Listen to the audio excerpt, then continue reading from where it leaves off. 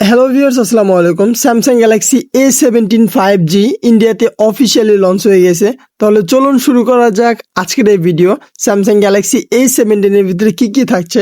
তাহলে প্রথমে আমরা যদি ফোনের লুকস আর ডিজাইনের কথা বলি, এই ফোনটা দেখতে অ্যাকচুয়ালি ফ্ল্যাগশিপের মতোই, অর্থাৎ একটা দামি দামি ফিল ভাইব পাবেন।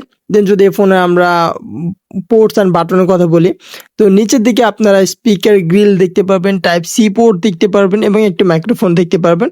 এবং রাইট সাইডে আপনারা volume rocker button and power button দেখতে পাবেন। এবং বা সাইডে আপনারা দেখতে পাবেন সিম ট্রে। এখানে দুইটা সিম ইউজ করতে পারবেন, একটা মেমোরি কার্ড ইউজ করতে পারবেন। বাট কোশ্চেন হচ্ছে, যদি দুইটা সিম ইউজ করেন তাহলে আপনি মেমোরি কার্ড ইউজ করতে পারবেন না। আর যদি মেমোরি কার্ড ইউজ করেন তাহলে আপনার একটা সিম ইউজ করতে হবে। তো দেন যদি এখানে কিন্তু আইআর ব্লাস্টারও নাই, স্টোরি স্পিকারও পাইতেছেন না।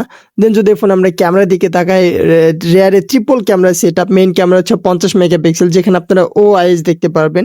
আর 5 মেগাপিক্সেল দেখতে পারবেন ultra wide angle, and 2 megapixel একটা ডেপথ। সো এই ছিল মেইন ক্যামেরা।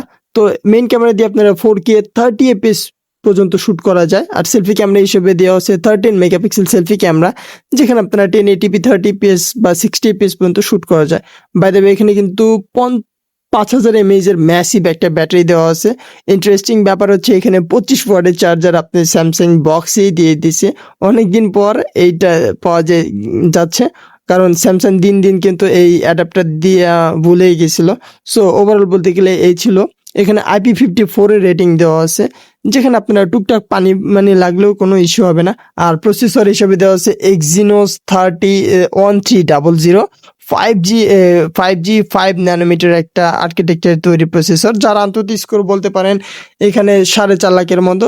আপনি 2D গেমগুলো একদম স্মুথলি খেলতে পারবেন। বাট যে ফ্রি ফায়ার গেমগুলো আপনারা হয়তো লো সেটিংয়ে ভালোভাবে খেলতে পারবেন, বাট অতটুকু হাইলি প্রেশার দিয়ে কিন্তু খেলা যাবে না, কারণ এক্সিনোসের প্রসেসর আমি ইউজ করছি, অতটুকু ভালো না, অতটুকু ভালো পারফরমেন্স করে না।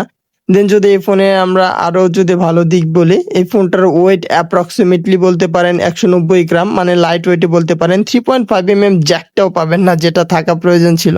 6.7 ইঞ্চির ফুল HD plus AMOLED display use করা হয়েছে। আর খারাপ বিষয় হচ্ছে, এখানে ওয়াটার ড্রপ ডিসপ্লে। এই 2025 সালে এসে এই ডিসপ্লেটা আমরা একদমই আশা করি না।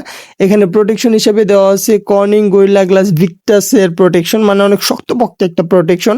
আর এই চিন বেজেল অন্যান্য সাইটের গুলা অ্যাভারেজ হলেও নিচেরটা অনেক মোটা, যেটা দেখতে একদমই বাজে দেখা যায়। কার কার কাছে ভালো লাগবে I don't know actually, but আমার কাছে এই ফোনের প্রসেসর বলুন বা ডিসপ্লে বলুন, ব্যাটারি বলুন, কোনো দিকই আমার পার্সোনালি ভালো লাগে নাই।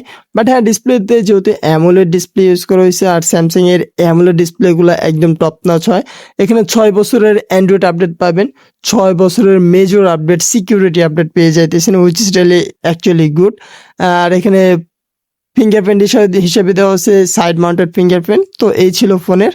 বাদ বাকি এখন অফিসিয়াল আমাদের বাংলাদেশে যখন আসবে তখন বোঝা যাবে এই ফোনটার দাম কত হবে। এটা ইন্ডিয়াতে কিন্তু 20,000 টাকার আশপাশে পাওয়া যাইতেছে অফিসিয়ালি।